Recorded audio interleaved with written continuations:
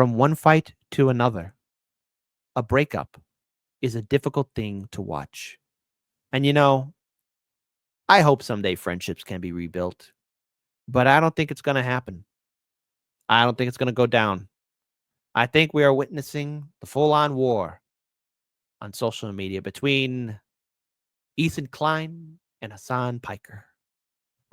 I know. Everyone's got their opinion, but this is kind of a big deal because they actually did host a show together, and they were pretty much buddy and friends for quite some time, for a long time, until, well, let's just say October 7th took place, and people decided to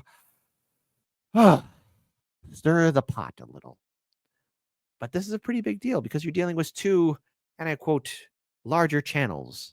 And when you see these larger channels fight, yes, is it a distraction? Mm-hmm. Is it hilarious too? Because my goodness, folks, the ego and pride, it's gigantic. It's ginormous.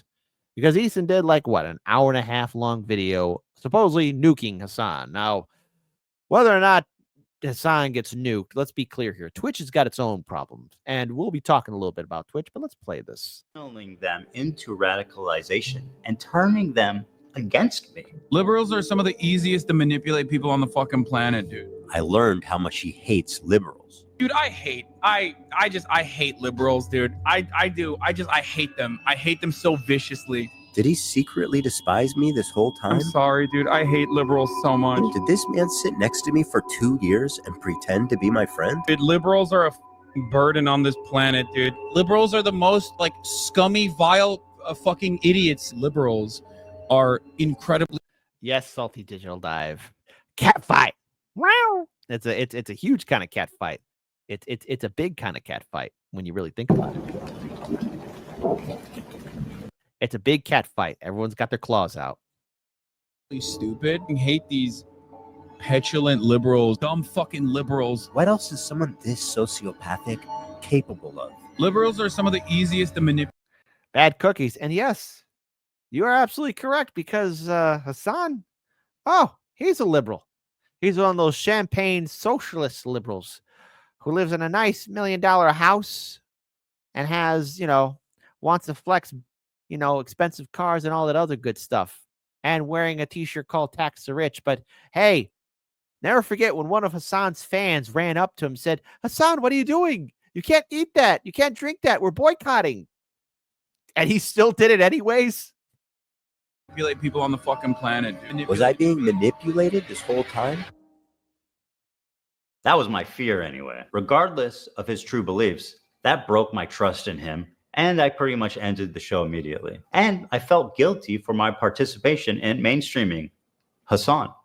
And for that, I apologize. I should have done more research, and I should have looked more deeply into who I was getting in bed with before they gave me chlamydia. Sorry, Hila. Over the past year since the show...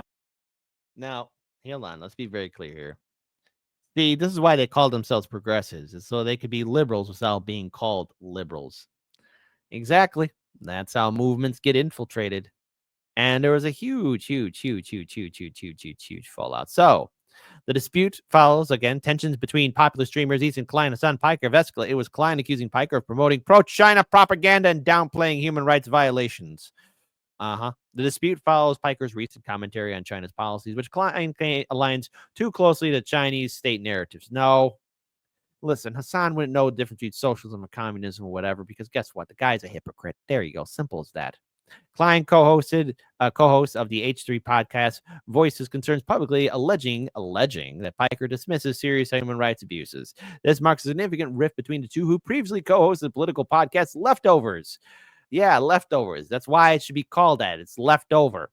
The show launched in September of 2021, focused on politics and internet culture, but was discontinued in November 2023 due to mounting disagreements between the hosts. The conflict highlights broader ideological divisions within the online political commentary space. In a recent podcast episode, Klein expressed frustration with Piker's position, stating there's not a single dissenting voice with his radical, anti-American, anti-Semitic, pro-terrorism takes. This is fringe, psychotic shite.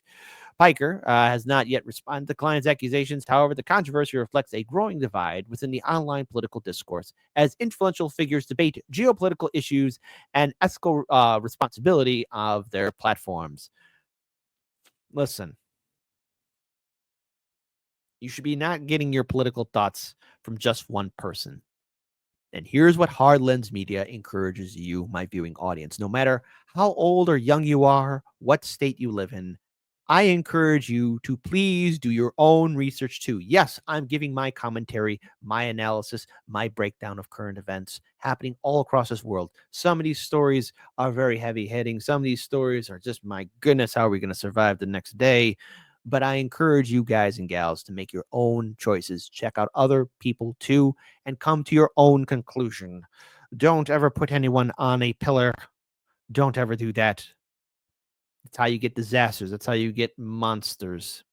That's how you get egomaniacs. Continuing on. The fallout from this dispute may further shape online discussions around media narratives, propaganda, and global politics. Oh, yeah, because the censorship's oh so great. I can feel the jackboot on my neck. With both Klein and Piker maintaining strong followings that engage deeply, no pun intended, with their content. As debates over China's policies and international affairs continues, this latest feud underscores the complexities of digital influence in shaping public opinion. Case in point, also what the article is missing here is the crisis, the ongoing crisis in Gaza. You know, men, women, children starving, a war that never seems to know any end. And Hasan did comment a little bit, just a tiny bit, about Eason's video. Hey, Hassani, how you doing, honey child? End of the podcast. I was so fucking gracious to him, far more gracious than he goddamn deserves. Like, literally ends the podcast because he can't fucking cut it. Like, he's like, oh, I don't want to talk about politics anymore because people are hurting my feelings when I talk about Israel, and because it kind of comes across like I'm defending Israel. Okay. And then everybody goes, oh, you're defending Israel. It's like his whole shtick for the past year has been saying liberal Zionist talking points and then getting mad at everyone when they go, are you a Zionist? And he's like, whoa, this is anti-Semitism. It's like, shut the fuck up, dude. Now, yes, did I torture myself by watching a little bit of Leftovers? I would say in the rare moments for Ethan, he was just trying to ask some questions here and there because Hasan is supposedly all in deep with this stuff. But he's latching on. I find his ideas to be extremely questionable because I notice that he's been hypocritical in a whole lot of things. I mean, you know, when you talk about boycott and divest, you know, you're supposed to follow through with it. But instead, he had one of his viewers on his stream confront him like, what are you doing? You can't eat that. You can't drink that. We're divesting. Boycott. He was like, whatever. Num, num, num. He did that. He did that. What kind of fucking moronic attitude is this? Just don't talk about politics. Just go back to fucking talking about like gooning or Justin Baldoni or whatever fucking new thing is happening online. You're clearly not intellectually equipped enough and you got fucking deluded by a sex cult, okay? Like Destiny was able to fucking brainwash you over. No, the less said about Destiny, the better. I think I've made my comments about Destiny very clear. He was given a great gift and he destroyed it because that's what he wanted to do. All right, all those crazy people he's surrounded, he wanted that. All right. And by the way, Hasan, I could have swore there were some moments when you and Destiny were pretty buddy. For the course of a year. I'm sorry. You got a child's brain. Go enjoy childish things. The fuck is wrong with you? Why? I swear I've seen you enjoy childish things too. I'm just saying. I'm just throwing it out there. You have to like literally do politics. Your fucking fan base hates it. You're clearly all the people in your vicinity hate it. Absolutely not, bad cookies. Never that. Never that in 1 million years. And you're still like, nah, I'm the number one guy. I'm the number one politics guy. Okay, dude, there's plenty of fucking dumbasses. Go ahead. Have a right wing, do your little right wing tilt, I guess. And then maybe you can find admiration again. But it's probably not going to happen in the liberal sphere that you're trying. Yes, of course. And there was just a little bit more here, too. Oh, there's just a little more. Okay. If Ethan wants to talk to me, he can talk to me. Okay. He doesn't have to fucking constantly cry as a 50-year-old adult with 3 children from behind an Instagram story. Okay. You can talk to me in person, big dog. You got my fucking phone number. We can have a conversation on your stream. We can have a conversation on my stream. Last time I had the fucking baby gloves on and you cried like a bitch after doing Teddy Fresh ads in the midst of our genocide coverage. Okay. That's right. And I'm not talking about the Leftovers episode where he actually cried. That was a beautiful moment. And I was actually very wrong for thinking that actually meant something. It turned out it didn't mean shit for you. Huh. Now, wait a minute, buddy. All right. If you were so concerned about this, maybe there's a thing about, like, talking about how the show is going to be run before you go live. I mean, I get it, but maybe have these private conversations, maybe actually, do it behind the scenes, but okay. You're going to act like this and get all angry because what, he did a video on him? Well, then, hey, put your big boy pants on and do a video about him. There you go. Come on, do it. People love the feast on this because it's seeing two people fight on the internet. And you guys did this show, Leftovers. And last I checked, then Leftovers also seem to be critical of progressives who were calling out like Democrats like AOC and the Squad. Because I remember stuff like that. 2021, that was a very interesting year. There was a lot of stuff going down, like Force the Vote, March for Medicare for All, the General Strike Summit meeting. All the while, like, the Squad was being revealed as being nothing more than an establishment front for the DNC, which is what they are. You at all, okay? Because selfishly, you spent the next year constantly fucking ripping into, suspiciously, a lot of, not myself, but other people of color. I'm not calling myself a person of color. I know it's going to get clipped out of context here as well. And then you're going to be like, meh, meh, meh, whatever. No, just noticing that you have just been going after a lot of people of color, Arabs, Muslims in general, just constantly fucking talking about how scary they are. Why are they so scary? I don't know, because maybe you're an Islamophobic moron who fucking retweets or basically tweets out Ben Shapiro quotes about Hamas.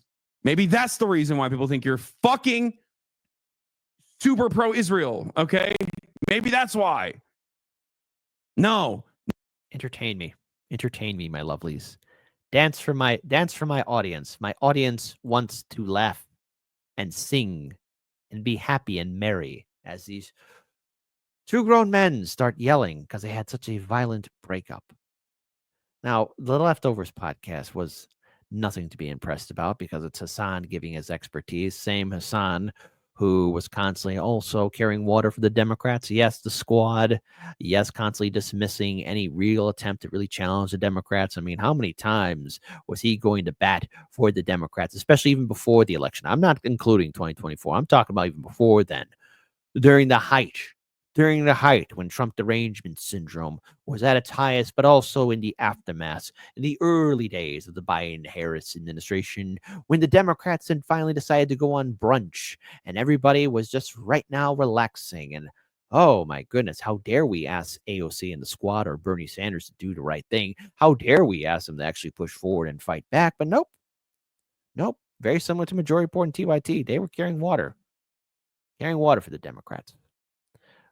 But hey, we are entitled to laugh some more. Let's look at a funny side by side, as a family should. Let's laugh at it together. Because they did stream at the same time. And this person, I don't know how you did it. It's only 33 seconds, but side by side. Hasan and Ethan streaming together. Well, not together, but at the same time. But what's crazy is there's nobody on the entire platform to call him out. Nobody. They've all been banned. Nobody. There's not a single dissenting voice with his fucking straight up radical, anti-American, anti-Semitic, fucking pro-China, pro-Russia, pro-terrorism takes. This is fringe, psychotic shit that is not normal. And it is the only acceptable voice on Twitch. Explain that to me. How is there not one dissenting voice on that entire platform? Now, here's the thing that needs to be addressed about Twitch. Now, we talked about this on the show earlier, well, near the end of last year, where Twitch, they still find themselves a little bit of a quandary. First of all, the guy running Twitch, the boss man in charge, is a Hasan Piker fan. And to establish yourself on Twitch, it's like a snowflake going in the middle of a volcano. It's not going to happen. There's clearly bias. There's a system put in place where if you're not selected to be part of the club, you are never going to grow your platform. All right. And Twitch has also got a lot of, a lot of explaining to do. So no, there is a huge bias towards Hasan, and it's been made abundantly clear. Hell, when the Twitch CEO, while Hasan is streaming, gets his staff and they give a video to Hasan to play on his stream and they sing him happy birthday. Folks, can you see the CEOs of Kick or Rockfin or Rumble or here on YouTube singing happy birthday to anybody here? Do I see YouTube singing happy birthday to me? Because I think they deserve to sing happy birthday to me after all the stuff I've been going through. And that actually happened. The CEO of Twitch, with his whole staff, sang Hasan happy birthday. And if you think I'm lying, go ahead. Hey, listen, you, my audience, happy hunting. It's out there on the interwebs. You'll see it there. And then you'll cry inside. I ever do have to wonder, would any of those, in fact, hey, folks, hey, do you see any CEOs singing happy birthday to all of us in independent media? You know, when our birthdays come around, type 1 for yes, Kit. I could see it happening, and they're going to sing happy birthday to you too. That dude, come on, dream on. Dream on, honey child. Dream on. I wonder how many twos will be in the chat. I wonder. Do you ever wonder? And of course, Hasan was also streaming too. He was streaming too. Because it's always important to be diverse. Snails are kind of, so they're just like, snails are kind of doing the thing that people meme about, like docking penises, basically. I don't know what that means. Docking, when two guys get to. All right, we're gonna stop there. Hard hitting conversations with Hasan Piker. We're gonna stop there. We're not gonna go any further. But the fighting, the claws being lashed out. I mean, it's good stuff all around. Good stuff all around. But what can we take away from this? Well, first of all, it's quite clear that during the early days of the horrific war happening in Gaza, Hasan and Ethan clearly had a falling out, differencing of opinions. Now, to be clear here, Ethan did donate, I believe, about $6,000 to $7,000 to a Palestinian support group that was trying to give food and aid into Gaza. And, you know, it's very simple for somebody who may not know. I get this because I've run into people who don't know about politics or current events. And you don't rage out at them. And also, maybe it's important that, you know, your audience doesn't really start hurting another person, right? I mean, I get it. Sometimes you run into people on the interwebs and you just want to voice your opinion. I get it. But let's be clear here. The internet is a tough place. The internet is a brutal place. Yes, it could be beautiful. It could be loving, and it could do great things. But you also got to take it when it starts lighting you on fire and starts spitting its venom at you. This is not for the faint of heart or thin-skinned. And if you've been in this business for like, 10 plus, 20 plus years, it comes with the territory. And Ethan should know that. Hasan has built his audience up. Ethan has built his audience up. And that's what happens. And when you have huge egos finally meet and they might agree on some things, but then when they collide, explosion. It's sad when a breakup happens. It is, but it's hilarious to me.